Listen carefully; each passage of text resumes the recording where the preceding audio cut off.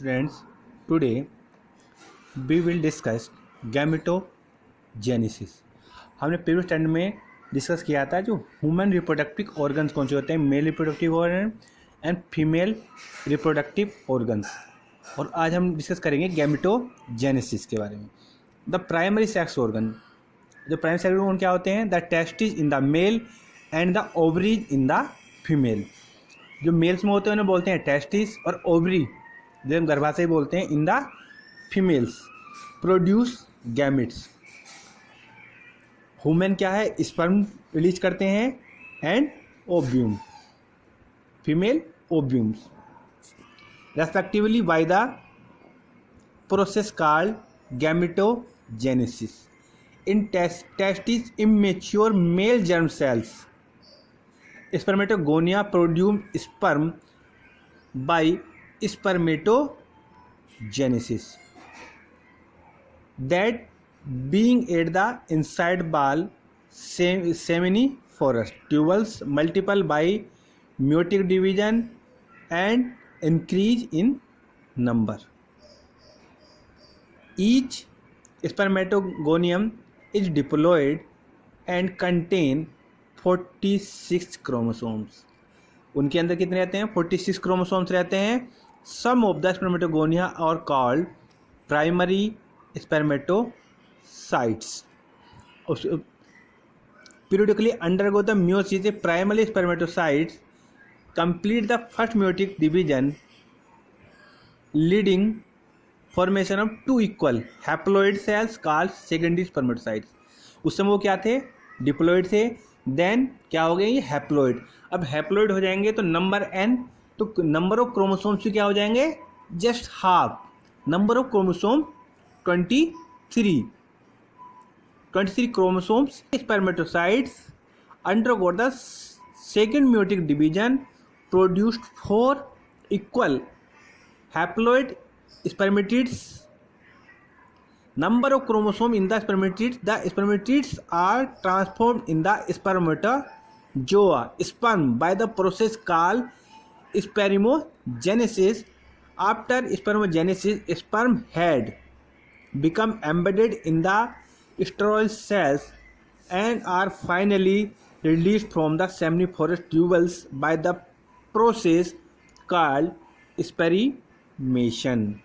आज में क्या था, एक तो होते हैं प्राइमरी एंड सेकेंडरी।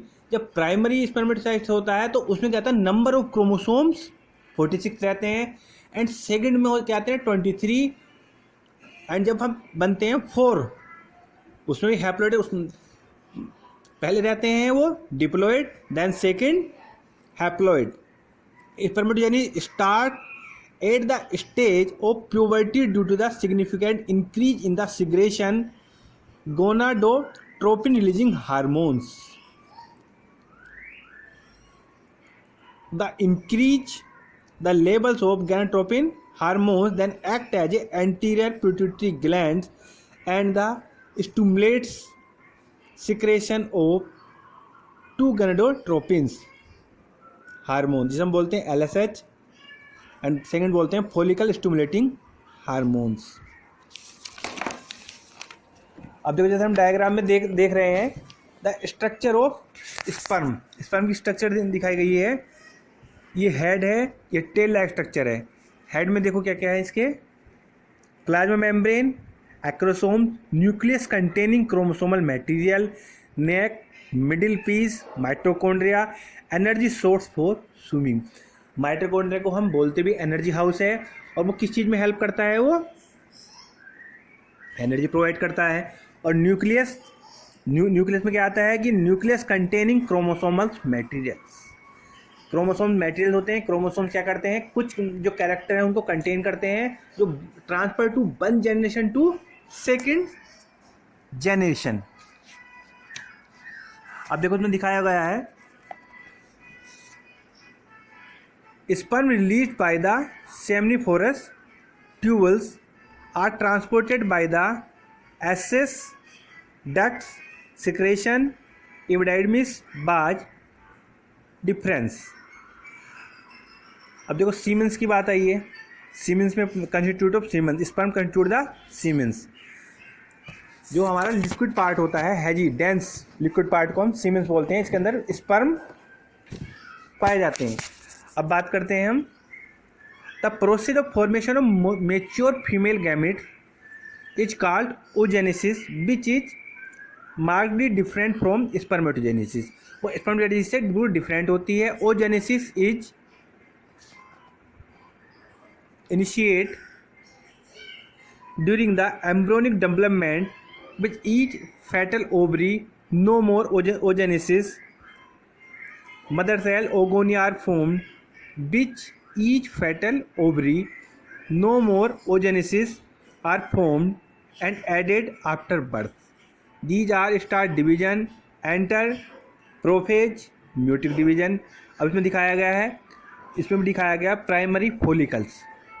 एक प्राइमरी फॉलिकल्स ये डायग्राम में भी दिखाया गया है। यहाँ पर diagrammatic section view of ovary, blood vessels, primary follicles, tertiary follicles showing antrum and graphene follicles, ovum and corpus luteum.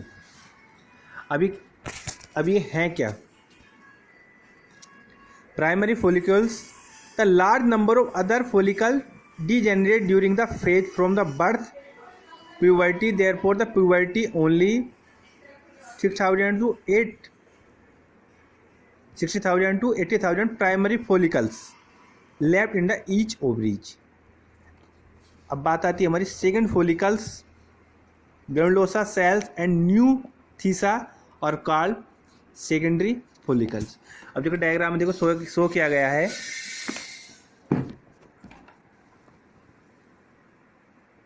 ये दिखाया रखा है कि स्पर्मेटोजेनेसिस देन oogenesis। अब देखो जब यहाँ पर था ये एट प्यूबर्टी स्टेज, यहाँ पर था ये 2n number of chromosomes 46, then division 2 में हो गया तो क्या हो गया हैप्लॉइड 2 से 4 बने और ये स्पर्म का स्पर्मेटोजोआ स्पर्मेटिड इनका डेवलपमेंट हो गया है। अब बात चलती है हमारी oogenesis की।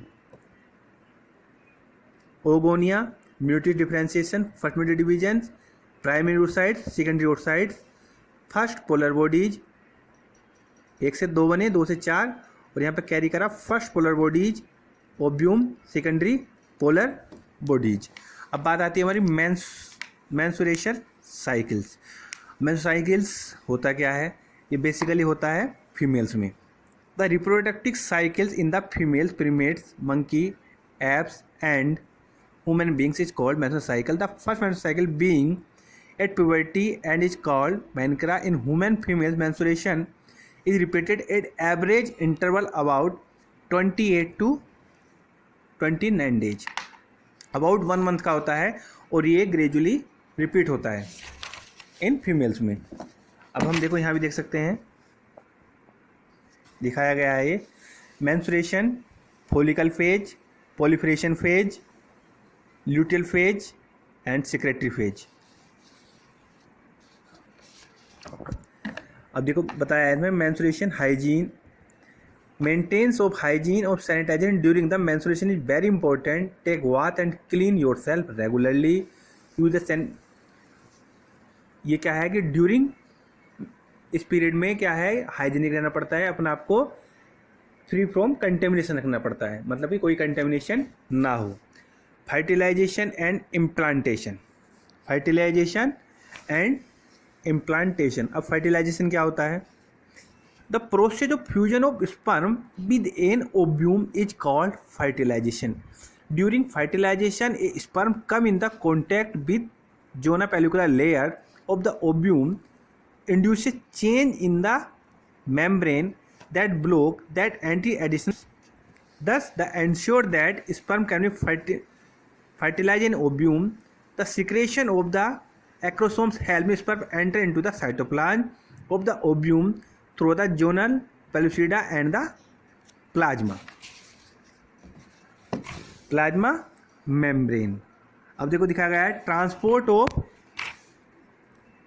Transport of ovum, fertilisation and passage growing embryo through fallopian tube. Fallopian tube क्या करती है? वो स्पर्म को ट्रांसफ़र होने में, ओव्यूम तक पहुंचने में क्या करती है, हेल्प करती है।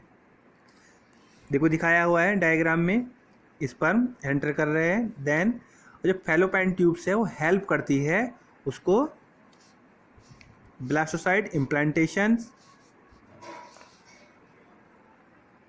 स्पर्म एंटर कर रहे हैं। ओके।